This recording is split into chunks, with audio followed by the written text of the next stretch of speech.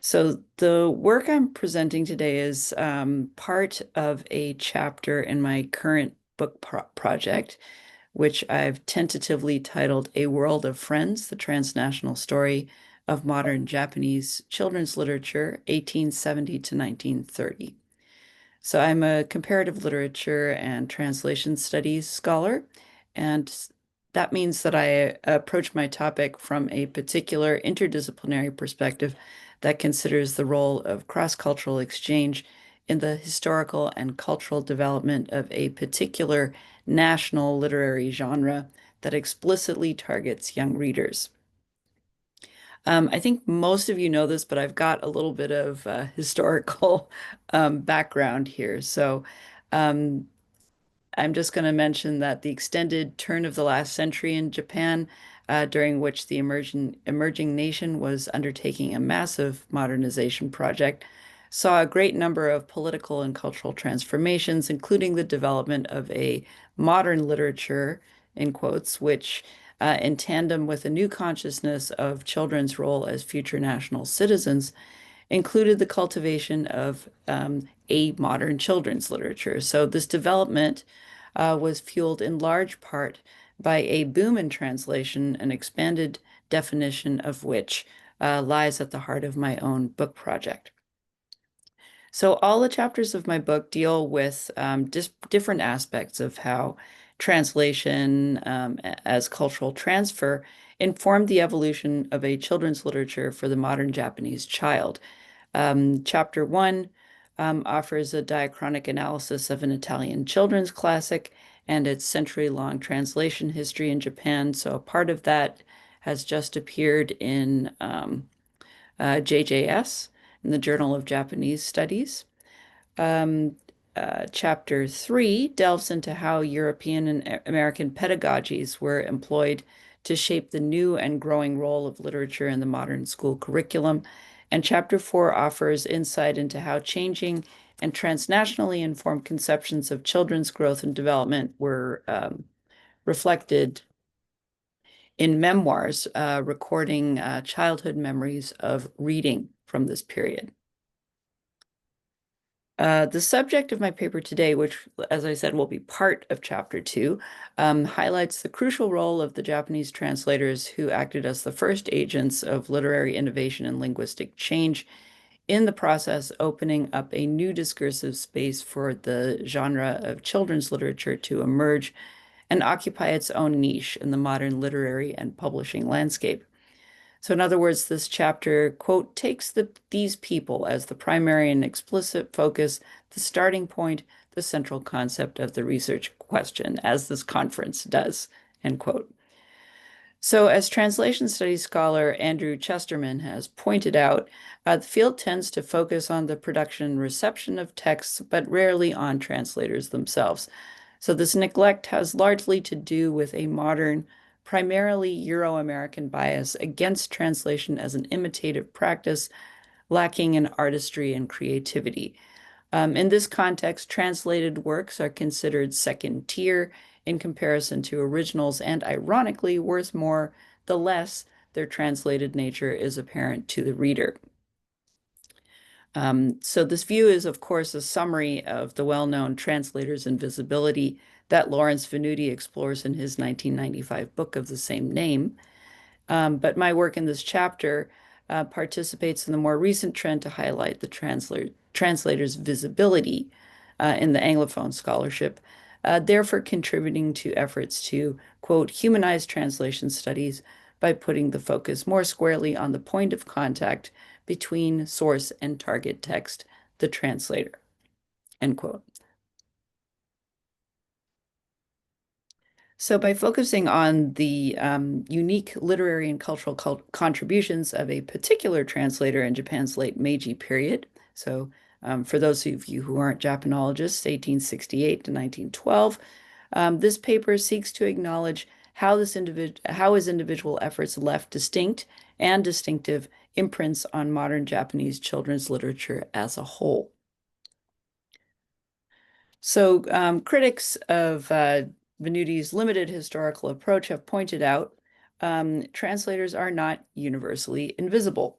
So the Meiji translation boom, powered by the general thirst for new knowledge mandated by Japan's nation-building ambitions, meant that, quote, in the literary world, a modern Japanese literary person was, by nature, a translator of foreign literature, end quote.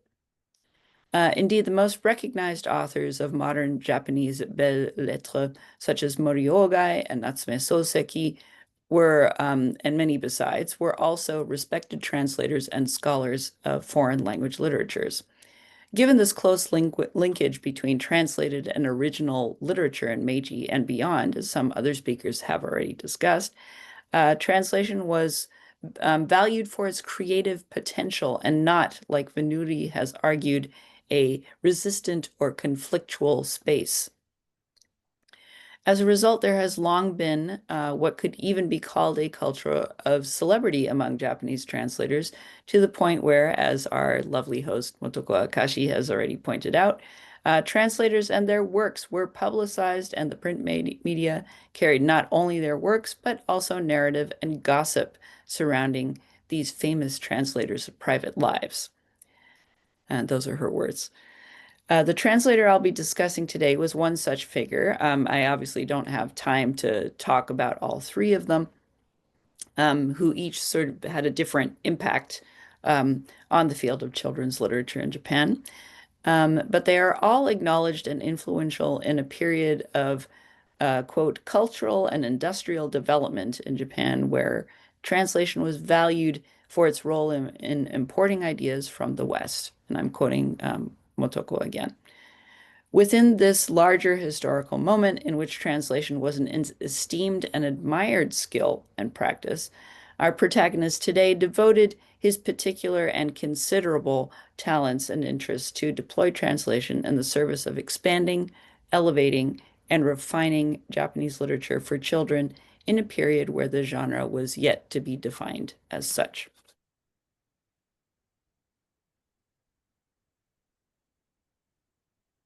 Tsubouchi Shôyô most clearly fits the label of the celebrity translator in my group of three, although he is more often described as the father of modern literature for his work as a literary critic.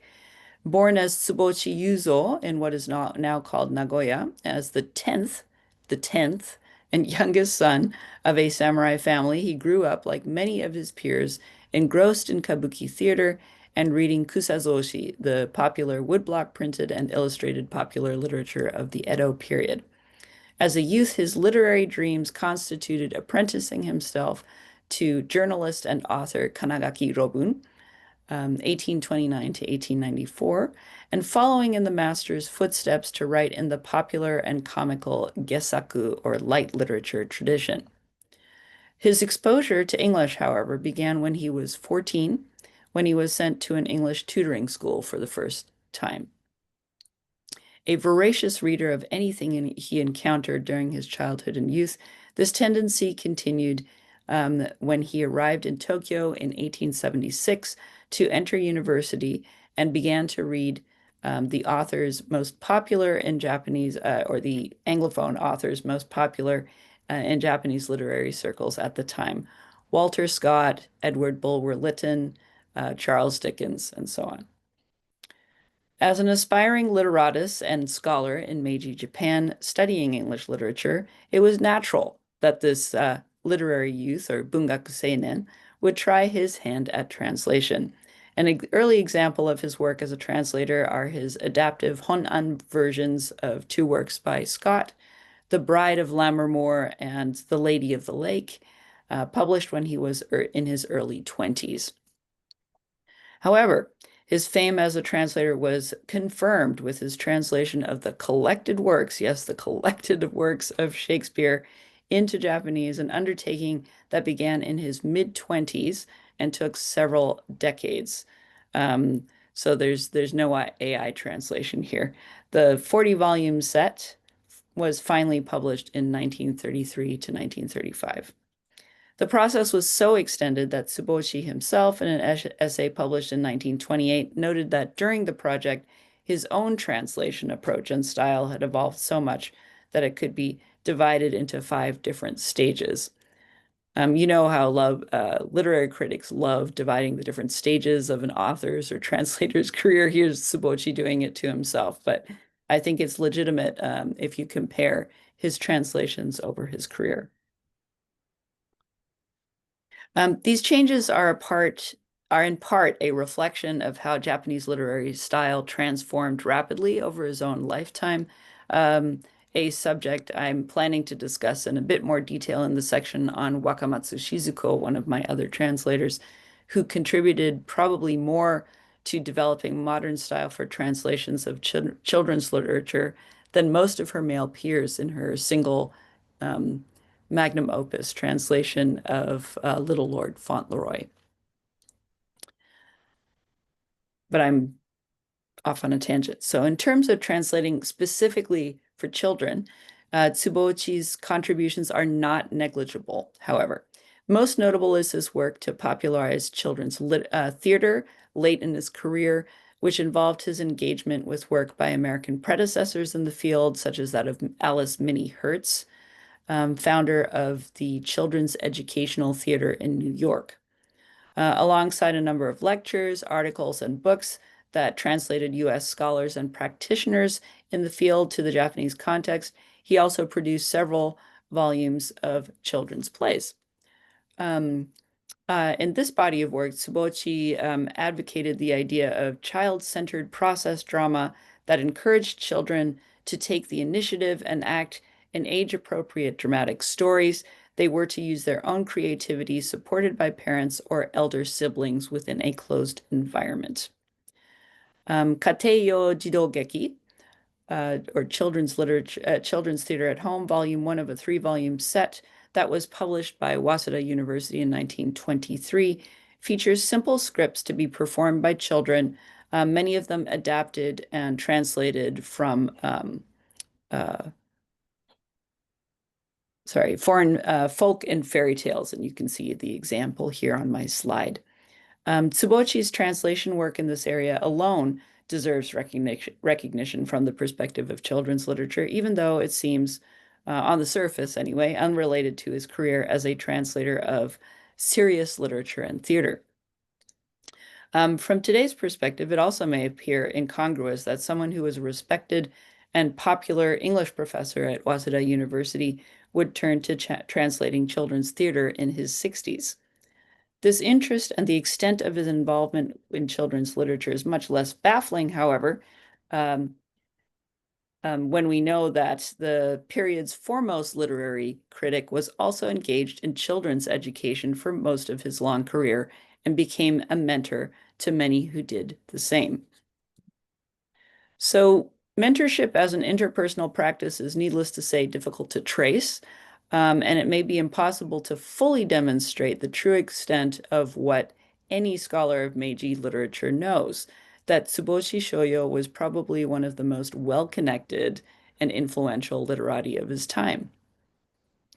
His story as a leader in this field begins in 1883 when, at the age of 24, he takes up a lectureship at Waseda University, which was then called Tokyo Senmongakko. In 1885-86, he publishes his groundbreaking piece of literary criticism, arguing for a modern Japanese literature. So suffice it to say that here that work, Shôsetsu Shinzui, translated as the essence of the novel, and his case study, if we can call it that, Tosei Shosei Katagi, which is sort of a story of contemporary students in a as a novel. It's an attempt to demonstrate his theory presented in the essence of the novel. These two works, among other things, solidified Shôyô's position as a leading literary light and a magnet for younger, aspiring literary scholars, writers, and, unsurprisingly, translators. He accepted this position, this unofficial position as leader, unstintingly educating, supporting, and encouraging a wide range of colleagues, students, and disciples, as is evidenced in students' published recollections of him, reviews he wrote for their publications, and forewords he contributed to endorse them. So I have just, I mean, a handful of examples here all by authors you may or may not recognize. So the first quote is from a poem actually dedicated to Tsubouchi after his death. And it's just one line, but it sort of captures a lovely characteristic of his personality, I think. So, um, in other words, he will point out your mistakes, but it's really helpful. So, um, the next one is surprising proletarian author Miyamoto Yuriko. Um, she was much younger than Tsubouchi and was introduced to him via her mother, I believe. And for even her, not a student, he read her manuscript carefully and provided her with detailed comments. Hasegawa Shigure, from a woman author, a generation or two younger than Tsubouchi, was involved in the theater scene. And you can see here that not only did he read it, he recited it, right? He was a very influential in theater as well. And you can also see that he introduced her work and made sure it was published in Waseda Bungaku magazine, which he had helped found. So just a handful of examples of this kind of mentorship. So excuse me, 1892 in particular is a decisive year for Tsubouchi Shôyô's connection to children's literature. That year, as a response to demands for more middle schools, or what in North America we might call college prep, um, Waseda University, a growing hub for literary activity, began drawing up plans to open up their own. As those of you are familiar with Japan, you know this is still a common format today for private universities in Japan to have affiliated middle and even elementary schools. One of the main members of this planning committee was Shôyô, who also became head teacher alongside his university duties. So don't ever complain about workload, okay?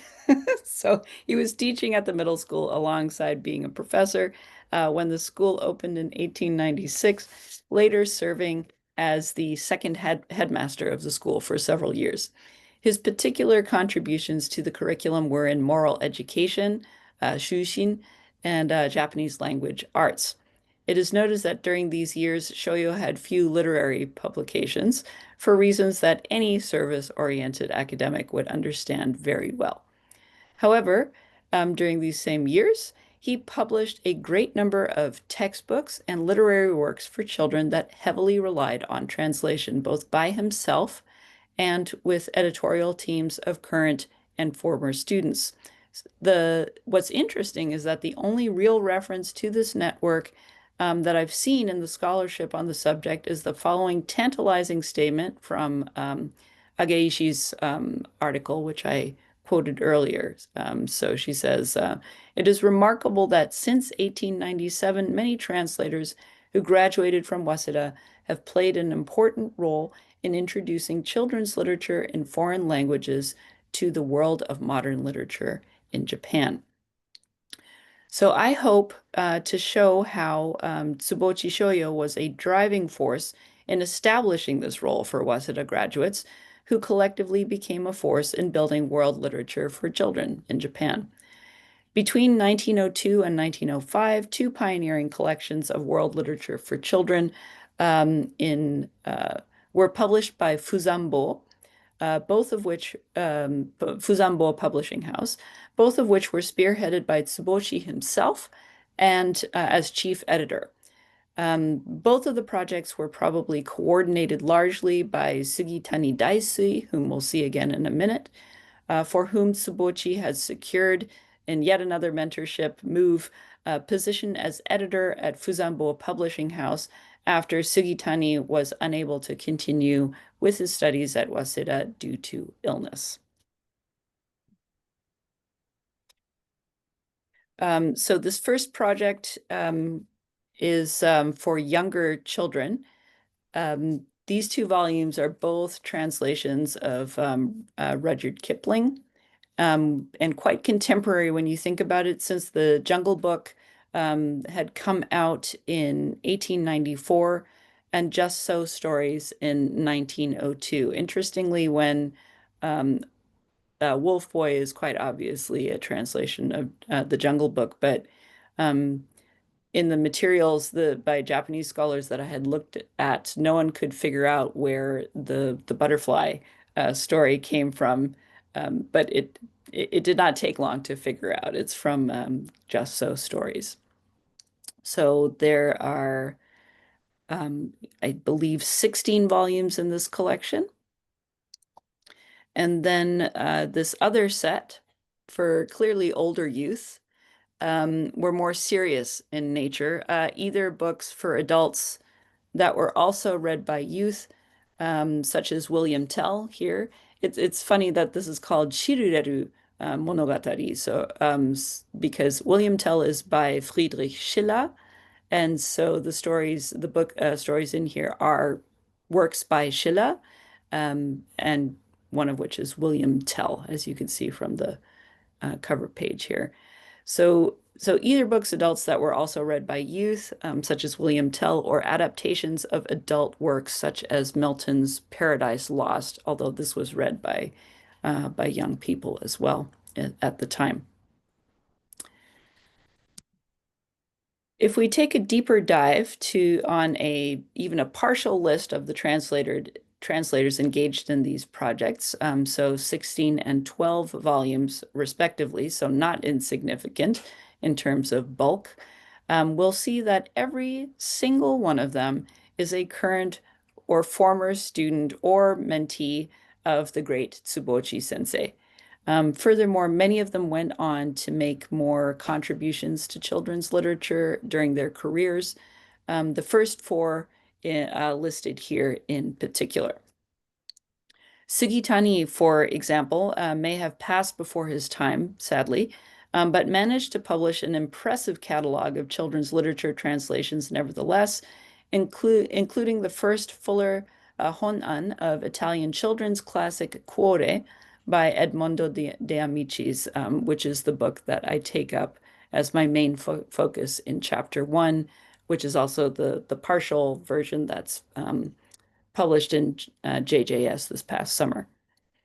Author and critic Maeda Akira married a prolific children's author and translator named Tokunaga Sumiko.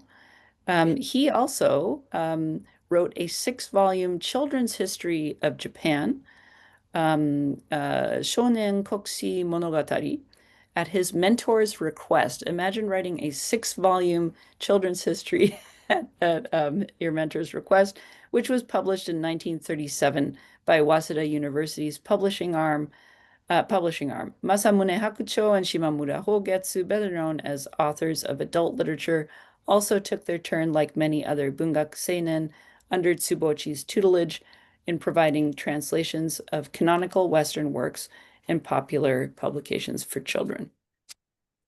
Okay, so I'm closing here.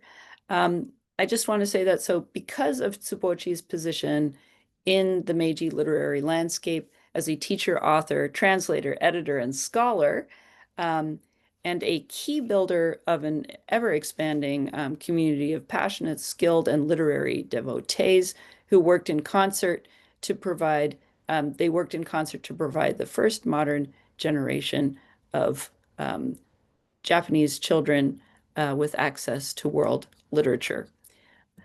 In this sense, my chapter itself, and in particular the section on Tsubouchi as a mentor of translators, adopts not only a translator studies approach, but also draws upon some principles from collective biography, which I've seen also addressed in earlier talks, and social network analysis, both methods that emphasize the role of group dynamics and interpersonal relationships in shaping social and cultural movements.